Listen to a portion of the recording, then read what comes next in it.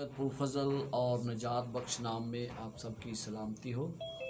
आज हम एक बार फिर इकट्ठे हुए हैं कि खुदा के कलाम पर गौर करें।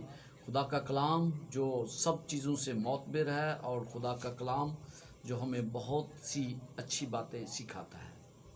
आज हम उस हवाले के बारे में बातचीत करेंगे जो हम में से हर एक ने तकरीबन सुना है, इस पर आवाज़ भी सुना है, लेकिन आज हम उसको एक नए तरीके से सीखने की कोशिश करेंगे। आइए, इससे पहले कि हम इसे सीखें, मैं चाहता हूं कि दुआ करें और हमारे भाई स्टीफन दुआ में हमारी रहनुमाई करेंगे। भाई स्टीफन कराची से, अगर वो दुआ में हमारी रहनुमाई करें।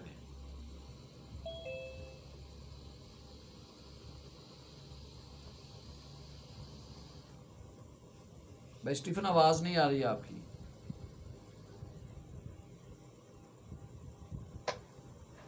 हेलो या भाई स्टीफन दुआ करें। अब आवाज़ आई है। खुदावन हम तेरी शुक्रगुजारी करते हैं। ये बड़ा अच्छा खूबसूरत वक्त तूने हमें दिया, एक दफ़ा फिर तेरे कलाम को सीखने का। कलाम की सच्चाइयाँ जो हमारी जिंदगियों को बदलती है, सोचों को बदलती, ख्यालों को बदलती है, और हम तेरे कलाम को सुनकर एक नई राह की खुदा वो जिंदगी जो हमेशा की जिंदगी, वो राह जो हमेशा की राह है, खुदा उसका चुनाव करते हैं। तेरा शुक्र करते हैं तेरे खादम के लिए और तेरे तमाम लोगों के लिए। खुदा जो इस वक्त तब जूम पर खुदा मिलकर तेरे कलाम को सीखने और सुनने वाले हैं, इस कलाम की बरकत हमारी जिंदगी में जारी हो जाए। खुदा यीशु के नाम से अपने बंदा को, सर अशरफ याकूब को, खुदा को अपने जलाल की खसूस इस्तेमाल कर, ताकि तेरे बंदे की खिदमत और कबूल हो और जिनकी बरकत नजात शिफा पाए। खुदा यीशु के नाम से आमीन आमीन। Thank you very much, God bless you. और ये बड़ी फ़ख्र की बात है कि हमारे साथ बहुत से लोग हो सकते हैं। आप सबको आज इस इबादत में खुशामदीद कहते हैं। बीवियाँ और शोहर सलीब तले एक साथ। आज जिस बारे में मैं अब बात करने वाला हूँ, उसमें से तकरीबन जो इस मीटिंग में इस वक्त मौजूद हैं, तमाम लोगों ने इस पर आवाज़ सुना है, इस पर बातचीत की है, लेकिन आज हम इसको एक नए तरीके से देखने वाले हैं। एक ऐसा तरीका, एक इसको ऐसा समझने की कोशिश करेंगे कि खुदा हमें किस तरह रहनुमाई देता है। यहाँ पर अज़दवाजी ज़िंदगी के तल्लुकात को बुनियाद बनाकर मसीह की खिदमत के साथ जोड़ा गया है। पौलुस रसूल यहाँ कलीसिया को मशवरा देता है और इसका खुलासा करता है कि एक दूसरे के ताबे हो जाओ, मसीह के साथ एक बदन बनने के लिए। कामयाब अज़दवाजी ज़िंदगी के लिए इसमें मशवरे पाए जाते हैं। मेरी ख्वाहिश है कि हर ख़ानदान का फ़र्द जो शादीशुदा है वो आज इसे ज़रूर सुने। बाइबल मुकद्दस में लिखा है, हर एक अपनी बीवी से अपनी मानद मोहब्बत रखे और बीवी इस बात का ख्याल रखे कि अपने शोहर से डरती रहे।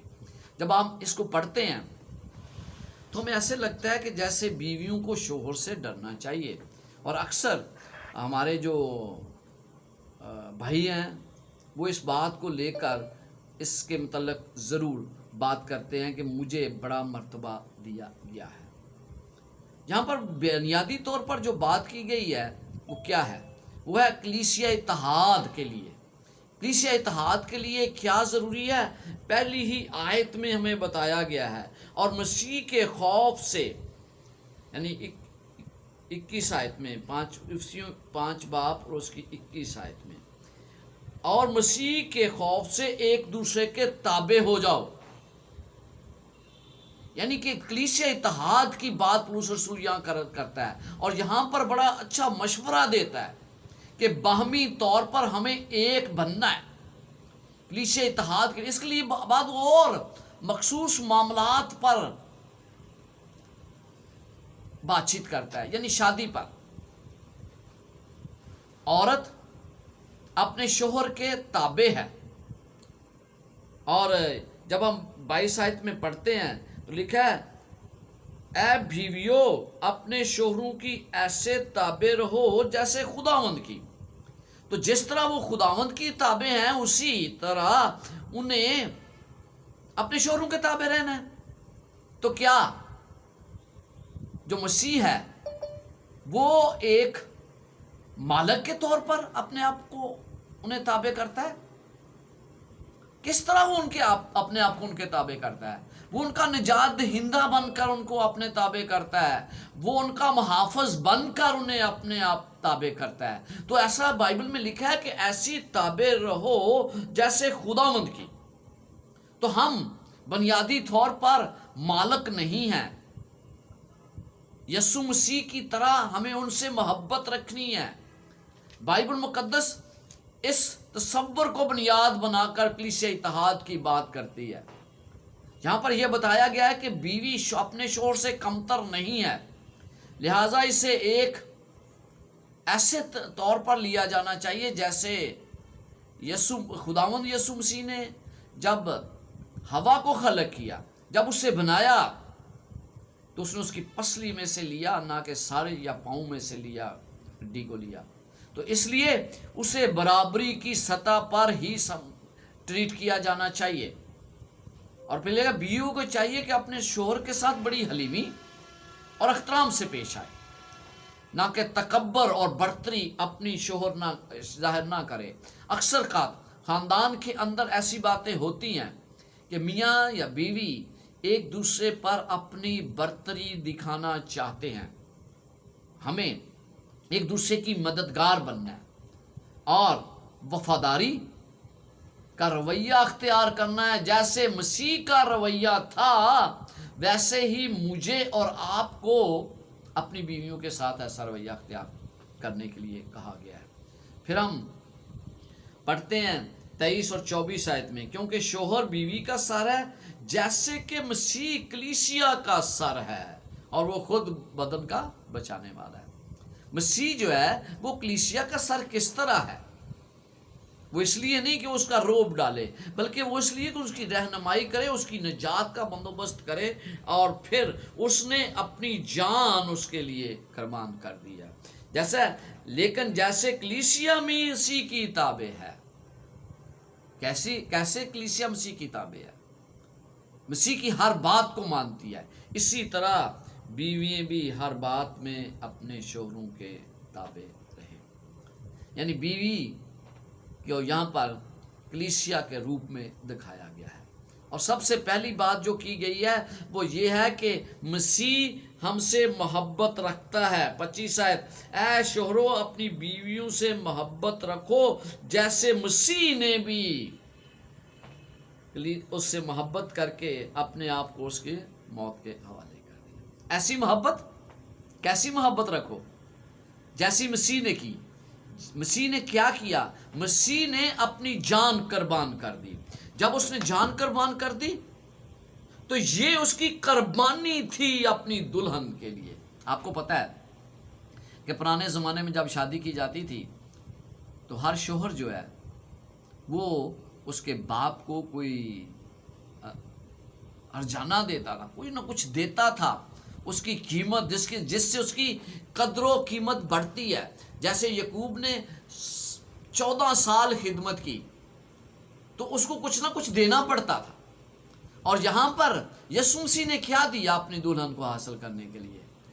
اس نے اپنی جان دے دی. جتنا پیسہ کوئی دیتا تھا یا جتنا مال و ثباب دیتا تھا اس سے دلہن کی قدر و قیمت کا پتہ چلتا تھا. اور یہاں پر یسوع مسیح نے اپنی جان دے کر کلیسیا کی قدر و قیمت کا اندازہ مجھے اور آپ کو لگانے کے لیے کہا ہے. اس نے اپنی جان دے دی ہے.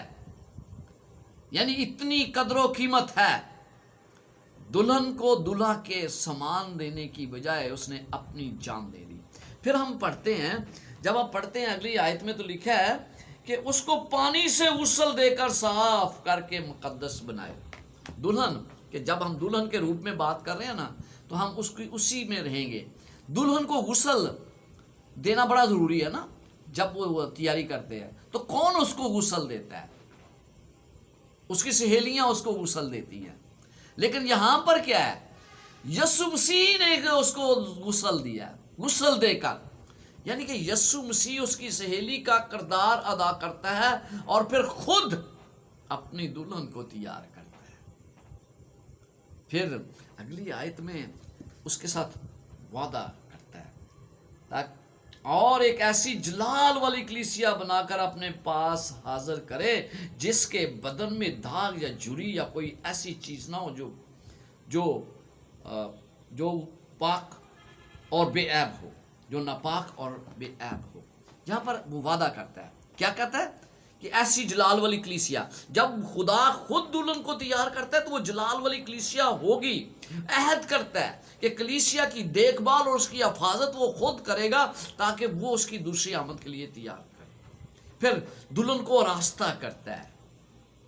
مسیح سے آراستہ ہونے کے بعد کلیسیا مقدس اور بے عیب ہو جاتی ہے. جب وہ تیار اس کو کرے گا, اس کو آراستہ کرے گا, جیسے دلہن کو میک اپ کیا جاتا ہے ایسے نہیں, لیکن وہ جب تیاری کرتا ہے تو وہ اس کے زندگی سے بے عیب دار چیزیں جو ہے وہ نکال دے گا. جھری جو ہے, جو تکلیف چیزیں دے ہیں, اسے ایک پاک اور مقدس کلیسیا بنائے گا. اور پھر آپ کو پتہ ہے کہ دلہن کے اس کے آخر میں اس کے بعد کیا ہوتا ہے. اس کے بعد یسوع مسیح جانتا ہے, اور میں اور آپ جانتے ہیں, جب ہم دنیاوی طور پر شادی کسی میں حصہ لیتے ہیں تو ہمیں پتہ چلتا ہے جی باپ بیٹی کو لے کر آگے آتا ہے اور اس کے بعد شادی ہوتی ہے. جہاں پر خداوند یسوع مسیح خود تیار کرتا ہے, خود وہ اسے پیش کرتا ہے, اور جب خود پیش کرتا ہے تو خود ہی اس سے شادی کرتا ہے. کیسا لگتا ہے آپ کو یہ خدا کا یہ کردار, کہ وہ کس طرح اس کو تیار کرتا ہے, اس کی سہیلی کا کردار ادا کرتا ہے, اس کی دیکھ بھال کرتا ہے, اس کے ساتھ عہد باندھتا ہے کہ بھائی میں کیا کرنے جا رہا ہوں. اور پھر جب اس کو دلہن تیار ہوتی ہے, راستہ ہوتی ہے, اس میں سے کیا کرتا ہے, اس میں سے عیب, اس کے جو جھری ہے وہ نکالتا ہے اور پھر اس کے ساتھ خود شادی کر لیتا ہے. تو یہ ہے جو مجھے اور آپ کو ان آیات سے سیکھنا چاہیے. پھر وہ کیا کرتا ہے, اب سب سے پہلے 25 آیت میں وہ کیا کرتا ہے, یہ دیکھیں, جب وہ قیمت ادا کرتا ہے تو وہ منگنی کی رسم ہوتی ہے. ادا کر دی گئی قیمت, ٹھہرا دیا گیا, منسوب کر دیا گیا, اور اس نے خود کو باضابطہ طور پر جان دے کر اپنے آپ کو کلیسیا کے ساتھ منسلک کر لیا ہے. پھر ہم دیکھتے ہیں 26 آیت میں, یعنی ہر کلیسیا کے ہر رکن کو وہ پاک کرتا ہے, گناہ کے ہر داغ کو دھوتا ہے, اور پھر ہر جھری کو ہموار کر کے وہ اسے تیار کر رہا ہے. ہم اس وقت میں رہ رہے ہیں جب کہ مجھے اور آپ کو شادی کی اس رسم کے لیے خدا تیار کر رہا ہے. اور پھر آخرکار یسوع مسیح دلہن کو لینے آئے گا, پر جلال کلیسیا, اور اس کے بعد ہمیشہ اس کے ساتھ رہے گا. سوال یہ پیدا ہوتا ہے, کیا میں شادی کی تیاری کر رہا ہوں؟ کیا میں ہر روز مسیح کو اجازت دیتا ہوں کہ وہ مجھے اس بڑی ضیافت کے لیے تیار کرے؟ تیاری کر رہا ہے, اس نے جان دے دی ہے, منگنی ہو چکی ہے, ہم اس کے ساتھ منسلک ہو چکے ہیں, تو کیا میں اسے اجازت دیتا ہوں کہ مجھے وہ اس دعوت کے لیے تیار کرے؟ کیونکہ سہیلیے نہیں, یہاں پر خداوند خود اپنی کلیسیا کو تیار کرنے کی ذمہ داری لیتا ہے. اور اس کے بعد شادی کی تیاری مکمل ہونے کے بعد کیا ہے, خداوند یسوع مسیح اس کے ساتھ شادی کرے گا. اپنی کلیسیا کے بعد وہ خوشی سے اس کے ساتھ ہمیشہ رہے گا. ضیافت کی میں کہہ رہا ہوں, کیا میں نے اس ضیافت کے لیے اپنے آپ کو تیار کر لیا؟ کیا میں اس دن کا انتظار کر رہا ہوں بطور کلیسیا؟ کیا میں اس دن کا انتظار کر رہی ہوں جب میں اپنے خامند کو روبرو دیکھوں گی؟ تو جب آج ہم اس انتظار میں ہیں, شوہر اور بیوی کے تعلق کے لے کر خداوند نے کلیسیا کے ساتھ اپنے تعلق کو بتانے کی کوشش کی ہے. جب ہم اس کے بعد دیکھتے ہیں کہ بعض اوقات جو الفاظ استعمال کیے جاتے ہیں بائبل میں، وہ سوچا جاتا ہے کہ ٹھیک ہے یہ الفاظ استعمال کیے گئے ہیں، جیسے کہ پیدائش 3 باب اور اس کی 16 آیت میں لکھا ہے، اور تیری رغبت اپنے شوہر کی طرف ہوگی اور وہ تجھ پر حکومت کرے گا۔ آئیے ہم 5 باب اور اس کی 28 سے 30 آیات پڑھتے ہیں افسیوں کی، اور یہ اس کے ساتھ ہم دیکھیں گے کہ کس طرح اس اور انہیں اس کے ساتھ منسلک کیا جاتا ہے۔ 28 سے میں پڑھوں گا۔ اسی طرح شوہروں کو لازم ہے کہ اپنی بیویوں سے اپنے بدن کی مانند محبت رکھے۔ جو اپنی بیوی سے محبت رکھتا ہے وہ اپنے آپ سے محبت رکھتا ہے، کیونکہ کبھی کسی نے اپنے جسم سے دشمنی نہیں کی بلکہ اس کو پالتا اور پرورش کرتا ہے، جیسے کہ مسیح کلیسیا کو۔ اور 30 آیت میں لکھا ہے، 30 آیت میں، اس لیے کہ ہم اس کے بدن کے عضو ہیں۔ جہاں پر آپ کو پتہ ہے کہ آدم نے تمام جانوروں کے نام رکھے، اور نام رکھنے کے بعد اس نے دیکھا کہ کس طرح ایک ایک کر کے جوڑا کر کے آ رہے ہیں، تو پھر خدا نے کہا کہ اس کے لیے مددگار کی ضرورت ہے۔ خدا نے ایک مددگار بنایا، یہ نہیں کہ اس کو برابری کے طور پر نہ بنایا بلکہ اس کو برابری کے طور پر بنایا گیا۔ پولس رسول آگاہ کرتا ہے کہ شوہر یہ سمجھیں کہ انہیں اپنی بیویوں کے ساتھ کیسا سلوک کرنا ہے، جیسا مسیح کا کلیسیا کے ساتھ سلوک ہے۔ سب سے پہلے وہ ان سے محبت کرنے کی تلقین کرتا ہے۔ کیسی محبت؟ جیسی کلیسیا سے مسیح نے محبت رکھی، جیسی محبت مسیح کلیسیا سے کی، وہ یہ چاہتا ہے کہ ویسی ہی محبت شوہر اپنی بیویوں سے رکھے۔ ٹھیک ہے، کیسی محبت تھی مسیح کی؟ مسیح کی محبت جان دینے والی تھی، اس نے اس کے لیے جان دی تھی۔ اگر کبھی آپ شوہر جو سن رہے ہیں ان پر کبھی سختی کرنے کی آزمائش آئے تو ہمیں یاد رکھنے کی ضرورت ہے کہ وہ ان کا ہمارا ایک حصہ ہے، ہمارے بدن کا ایک حصہ ہے، اور ہم کبھی بھی اپنے بدن کے ساتھ بدسلوکی نہیں کر سکتے۔ ہم جب اپنے بدن کے ساتھ بدسلوکی کرتے ہیں، اپنی بیوی کے ساتھ بدسلوکی کرتے ہیں، تو اس کا مطلب یہ ہے کہ ہم اپنے بدن سے محبت نہیں رکھتے۔ 28 آیت میں بڑا واضح لکھا ہے، جو لوگ ناجائز تعلقات شادی کے اندر قائم کر لیتے ہیں اور اپنی بیویوں کو نقصان پہنچاتے ہیں، وہ اپنے جسموں، اپنے گوشت اور اپنی ہڈیوں کے ساتھ برا سلوک کرتے ہیں۔ کیوں کرتے ہیں؟ کیونکہ ہم مسیح کے عضو ہیں۔ اور جب کبھی ایسا ہوتا ہے تو یہ جان رکھیں کہ خدا اس سے انتہائی ناخوش ہے کہ آپ اور جو میں کرتے ہیں جب ایسی حرکات ہوتی ہیں۔ مسیح لکھا ہے، مسیح اور اس کی کلیسیا ایک بدن ہے۔ 31 سے 33 آیت میں ہمیں بتایا گیا ہے کہ کس طرح کلیسیا مسیح کے ساتھ ایک بدن ہے۔ اس وجہ سے آدمی باپ سے اور ماں سے جدا ہو کر اپنی بیوی کے ساتھ رہے گا اور وہ دونوں ایک جسم ہوں گے۔ جب آپ اس حوالے کو پڑھتے ہیں تو آپ کو پتہ چلتا ہے یہ ایک جسم، ایک بدن ہو، اپنے ماں باپ کو چھوڑے گا۔ اکثر اوقات بہت سے لوگ یہ سوچتے ہیں کہ یہی بات ہے کہ مجھے الگ سے رہنا ہے، ماں باپ کی فکر نہیں مجھے کرنی، صرف اپنی بیوی کی فکر کرنی ہے۔ تو کس طرح خدا جو احکامات دینے والا ہے، جس نے خود فرمایا کہ اپنے ماں اور باپ کی عزت کر، وہ کس طرح کہہ سکتا ہے کہ ہم ان کو چھوڑ دیں؟ ان کو ترک نہیں کرنا ہے بلکہ ان کی عزت کرنی ہے، ان کا احترام کرنا ہے۔ اور پھر خدا نے کبھی بھی یہ حکم نہیں دیا کہ اپنے ماں باپ کی عزت نہ کرو۔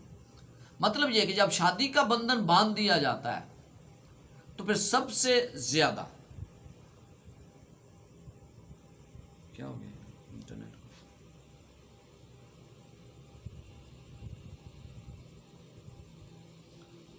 جب شادی کا بندھن باندھ دیا جاتا ہے تو پھر سب سے زیادہ جس بات کی فکر ہونی چاہیے وہ دونوں میاں بیوی کے تعلقات ہیں۔ اس میں کسی طرح کا کوئی رکاوٹ نہیں آنی چاہیے۔ ماں باپ کی عزت کرنا لازم ہے. لیکن جو خواب میاں اور بیوی دونوں مل کر دیکھتے ہیں وہ اس وقت تک پایہ تکمیل تک نہیں پہنچ سکتے جب تک وہ ایک دوسرے کے لیے اعتماد حاصل نہ کریں، جب تک وہ ایک نہ ہوں، جب تک وہ سب سے زیادہ اہمیت آدمی کے لیے ضروری ہے کہ اپنی بیوی کو دے شادی کے بعد. لیکن ماں باپ کا خیال رکھنا بڑا ضروری ہے. اس کا کیا مطلب ہے؟ اس کا مطلب یہی ہے کہ وہ اپنے ماں باپ کا بھی خیال رکھے.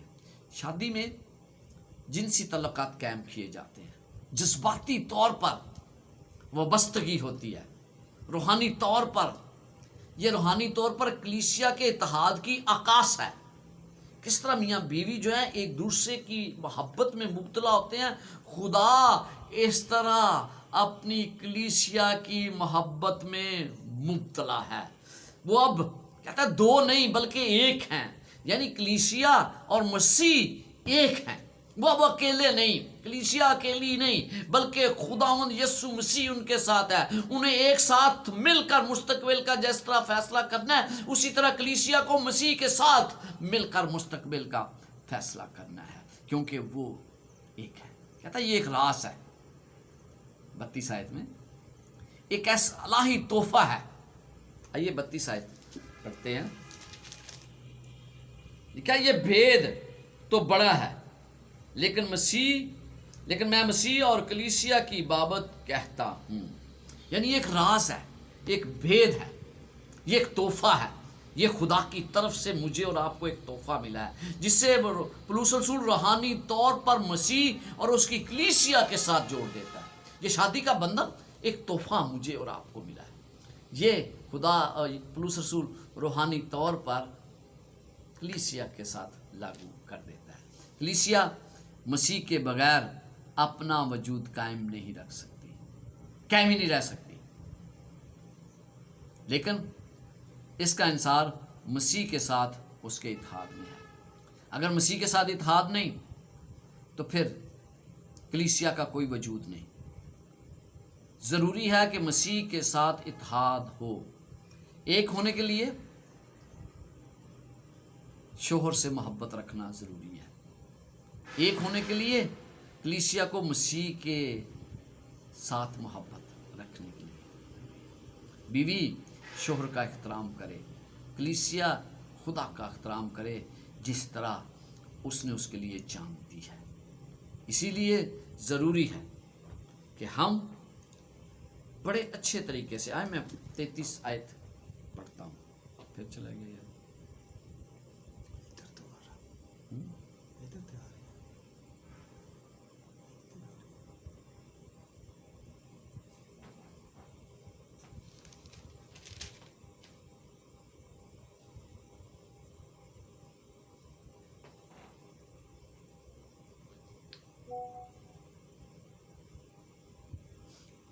تو ہمیں 33 آیت میں لکھا ہے بہرحال تم میں سے بھی ہر ایک اپنی بیوی سے اپنی مانند محبت رکھے اور بیوی اس بات کا خیال رکھے کہ اپنے شوہر سے ڈرتی رہے.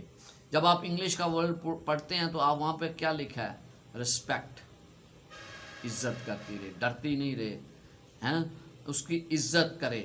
اور یہی خدا کا کلام کہتا ہے کہ اتحاد بامی محبت کے ساتھ ایک ہونے کے ناطے کے لیے ضروری ہے کہ وہ ایک دوسرے کا احترام کرے.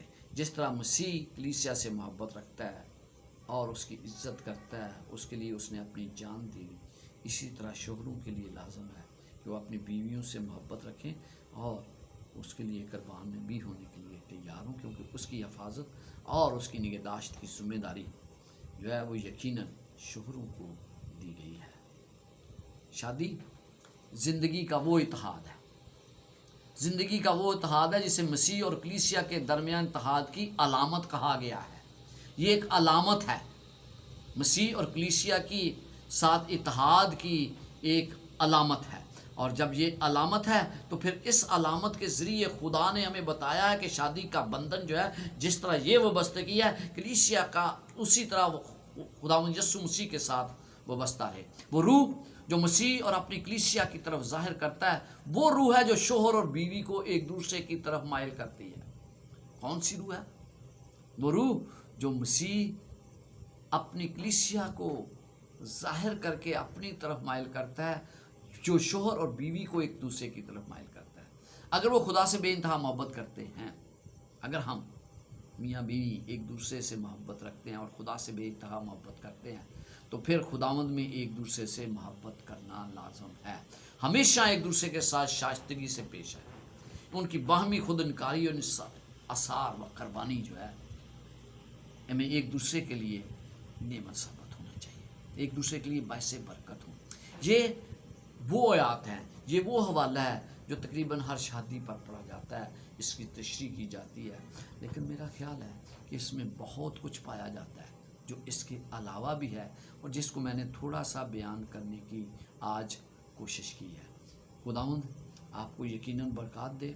जो ही आप इसको समझते हैं, कल सुबह सिखाते हैं, तो खुदावंद आपके साथ हो, आपको बरकत से नवाजे। आमीन। जी, किसी का कोई सवाल हो?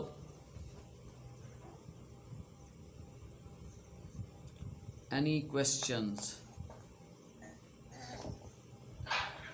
हेलो भाई साहब, सलाम। सलाम जी, सलाम। हेलो जी जी, आवाज़ आ रही है आपकी। थैंक यू भाई साहब, आपने अच्छा जी, thank you very much. You are welcome sir. आपने इसको बड़ा अच्छा एक्सप्लेन। हम ये सीख रहे हैं कि कलीसिया मसीह की दुल्हन है। जब हम कलीसिया की बात करते हैं तो कलीसिया में क्या सिर्फ क्रिश्चियन, और फिर क्या सिर्फ एक चर्च हो सकता है?